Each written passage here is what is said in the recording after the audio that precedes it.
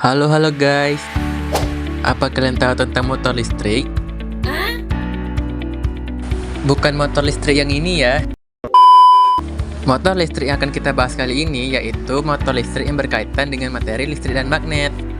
Jadi, motor listrik adalah perangkat yang mengubah energi listrik menjadi energi mekanik melalui interaksi antara medan magnet dan arus listrik.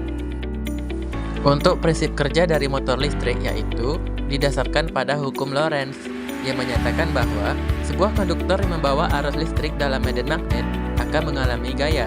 Gaya ini menghasilkan gerakan pada rotor motor.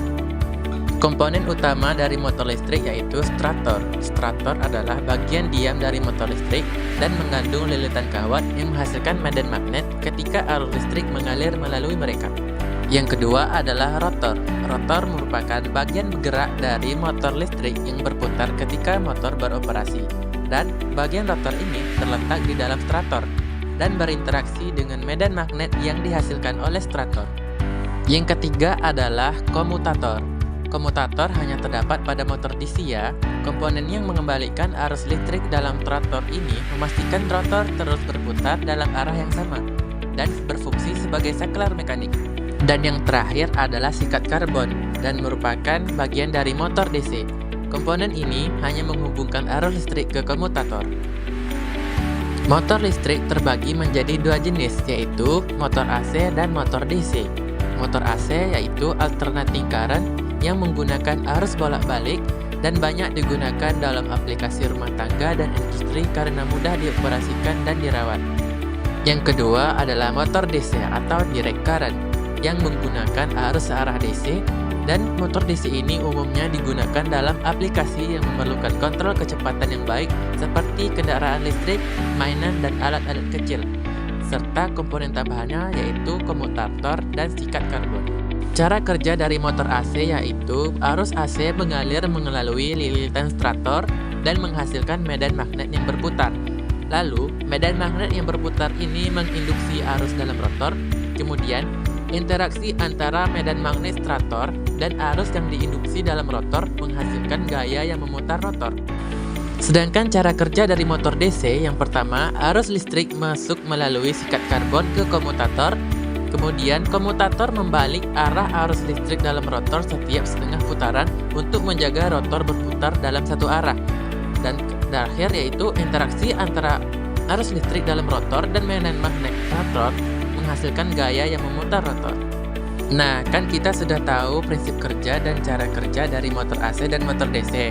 Sekarang, aplikasi dari motor listrik yaitu yang pertama adalah untuk alat rumah tangga sendiri, yaitu kipas angin, blender, mesin cuci, dan vacuum cleaner.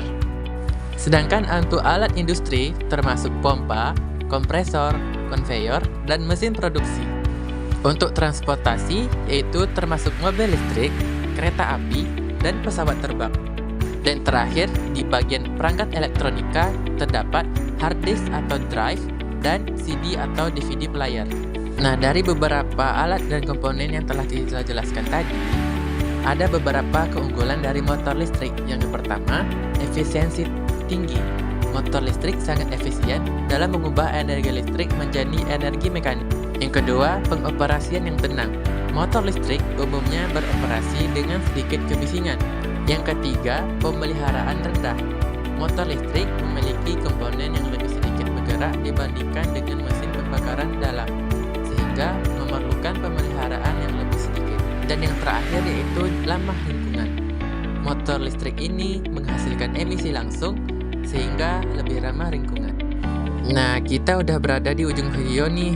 Jadi, kesimpulan yang dapat kita ambil dari motor listrik ini adalah motor listrik ini merupakan teknologi penting yang memungkinkan beberapa perangkat dan sistem berfungsi secara efektif dan efisien. Dengan pemahaman tentang komponen dan prinsip kerjanya, kita dapat lebih mengapresiasi bagaimana motor listrik mempengaruhi kehidupan kita sehari-hari dan industri. Nah, sekian pemaparan materi motor listrik dari saya. Saya ucapkan terima kasih dan assalamualaikum warahmatullahi wabarakatuh. Bye-bye.